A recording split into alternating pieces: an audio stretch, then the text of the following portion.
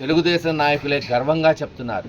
వాళ్ళు గర్వంగా చెప్పుకోవచ్చు, కానీ ఆంధ్ర రాష్ట్ర ప్రజలు అనేక ఇతర ప్రతిపక్ష పార్టీలు తల దించుకుంటున్నాయి. ఎందుకంటే అంబేద్కర్ గారు రాసిన రాజ్యాంగం ముఖ్యమని మేము ఘోషిస్తుంటే కాదు లోకేష్ గారు తెచ్చిన రెడ్ బుక్ గొప్పదని వాళ్ళు అంటున్నారు. ఇంతేకాదు ఈరోజు పార్లమెంట్లో చూస్తున్నాం, వక్ఫ్ బోర్డు వంటి చట్టాలు, ఒక చట్టం పార్లమెంట్లో చేస్తున్నామంటే, మెజారిటీ పార్లమెంట్ సభ్యులు ఒక చట్టం చేస్తున్నారంటే, లేదు అసెంబ్లీలో ఎమ్మెల్యేలు చేస్తున్నారంటే ఏంటి దానికి?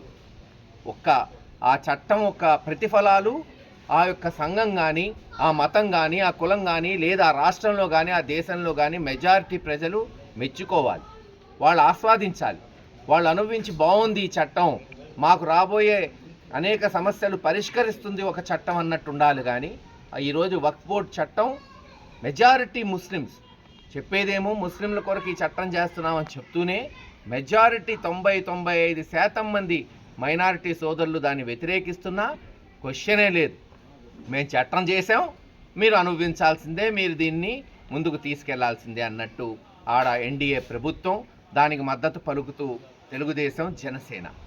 ఈరోజు అందరం చూస్తున్నాం, స్వయానా తెలుగుదేశం ఎమ్మెల్యే ఆయన గుంటూరులో నాసిర్ అహ్మదే నేను దీన్ని ఒప్పుకోను, దీన్ని వ్యతిరేకిస్తాను అని వాళ్ళ పార్టీ వాళ్ళేమో గల్లీలో ఏమో దాన్ని వ్యతిరేకిస్తారంట, ఢిల్లీలో పోయేమో పార్లమెంట్లో దాన్ని బలపరుస్తారంట. ఈ ద్వంద్వనీతిని బట్టే అర్థమవుతుంది చంద్రబాబు నాయుడు గారు, పవన్ కళ్యాణ్ గారు ఈరోజు మైనారిటీలకి జవాబు చెప్పాలి. ఆ రోజేమో గల్లీ గల్లీ తిరిగి చెప్పారు, మేము రక్షిస్తాం, మేము వాళ్ళకి సహాయపడతాం, అండగా ఉంటామని. ఈరోజు వాళ్లే ఘోషిస్తున్నారు, వీధుల్లోకి వచ్చి మీ ఎమ్మెల్యేలే తిడుతున్నారు, ఇటువంటి పనికిమాలిన చట్టాలు తేవద్దు. ఎస్, ఒకవేళ చట్టం తేవాల్సి వస్తే అందరితో కమిటీ వేసి మాట్లాడి ఎలా చేయాలి, ఇంకా మెరుగైన చట్టం ఎలా తీసుకురావాలి, వాళ్ళని మెప్పించి ఒప్పించి తెస్తే అందరూ ఆమోదయోగ్యంగా దాన్ని చేస్తారు. అందుకే వైఎస్ఆర్సీపీ పార్టీ జగన్మోహన్ రెడ్డి గారి ఆధ్వర్యంలో పార్లమెంట్లో కూడా అటువంటి చట్టాలను వ్యతిరేకించాం. ప్రతిపక్షంగా మా యొక్క హోదాను మాకు ప్రజలు ఏదైతే ఇచ్చారో పరిస్థితిని, దాన్ని శిరసా వహిస్తూ ప్రజల పక్షాన నిలబడి పోరాటం చేస్తాం.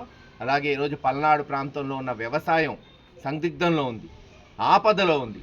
రైతు కూలీని ఆదుకోవాల్సిన ఎమ్మెల్యేలు, ఎంపీలు, ఈ ప్రాంతంలో ఉన్నవాళ్ళు చీమకు నిత్తురేటట్టు అసలు ఏ పని చేయకుండా కేవలం దాచుకోవటమే పరమార్థంగా పనిచేస్తున్నారు. అటువంటి వాళ్ళకు కూడా కళ్ళు తెరిపించి ప్రజల పక్షాన నిలబడేటట్టు వైఎస్ఆర్సీపీ పార్టీ తరఫున మేమందరం ఈ రోజున మరి అంబేద్కర్ గారి జయంతి రోజున ప్రతిజ్ఞ చేసుకుంటూ ముందుకు పోతున్నామని తెలియజేస్తున్నాం.